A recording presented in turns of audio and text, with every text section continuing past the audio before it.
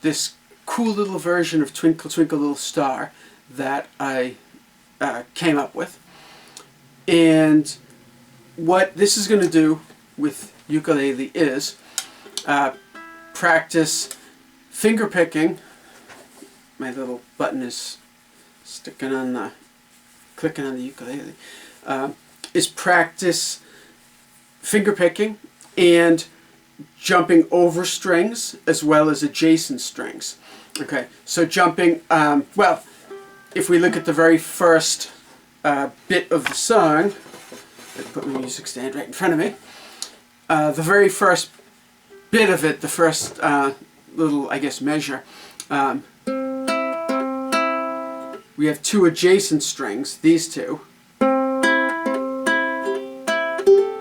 Then it goes to non-adjacent strings, skipping a string in the middle. Okay? So generally what people try to do is use their thumb for these two strings and these two fingers for these two strings. So, okay? Depending what you're going to do, like let's say I was going to play something a little faster, like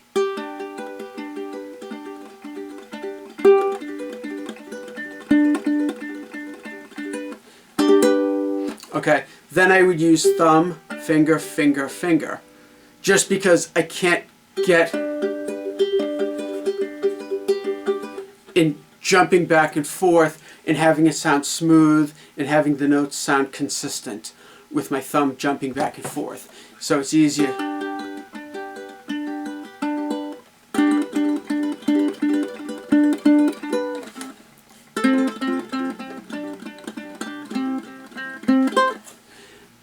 But anyway, usually thumb on the two strings closest to the ceiling and these two fingers on these two strings. So one finger per string, usually.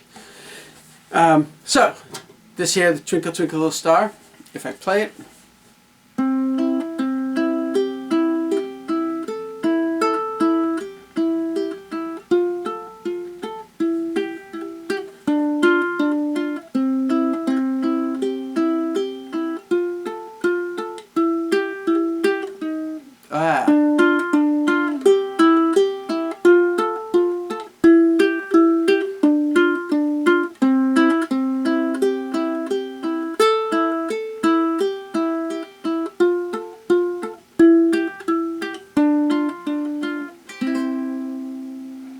With a little C chord at the end. Okay, sorry I messed up in the middle there. Oh well. So pretty simple. Okay, so the first line, then the thumb now moves to the G.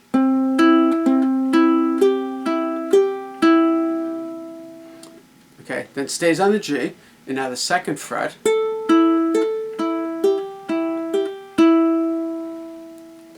Then we move to the two middle strings.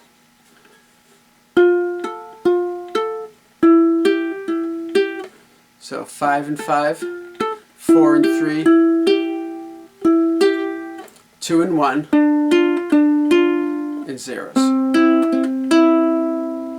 And that's the first line of the song. Okay. Then the next part is, so it's really sort of like the middle-ish section of the first line. It's the middle, but a little bit more towards the end. And when you look at it, you'll see what I'm talking about. 0 zeros, 5, 4, 3, 2, 1, 2, 1. Then it just repeats.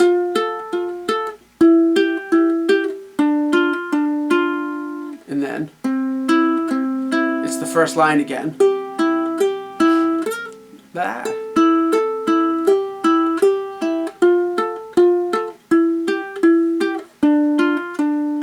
With a little C chord at the end there. Okay, so hopefully that all makes sense. Okay, so what we have is the melody. So if you look at the music, you'll see the melody.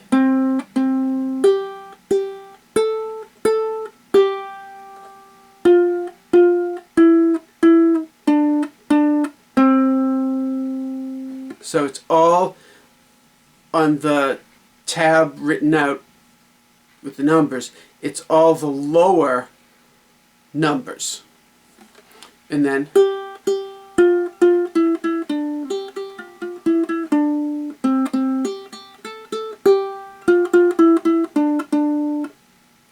even the C, okay, that note there is a C, and this open C string is a C, but the melody is still sort of at the bottom. So I like this little version. It's a little unusual in that the melody's on the bottom. Usually the melody would be the top note. It stands out a little more, so you know, something.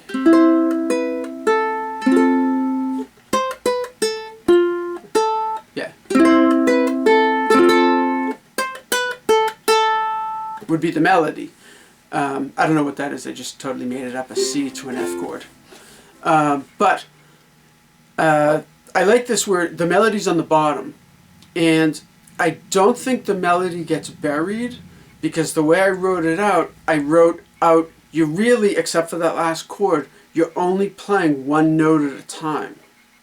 So the listener's ear can catch on to that the melody is the bottom note. Okay, if I just played like,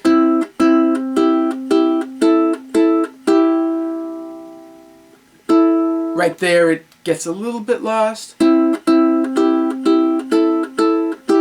then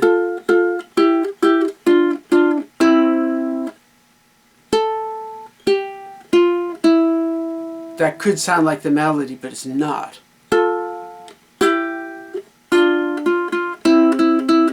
See what I'm saying? The melodies.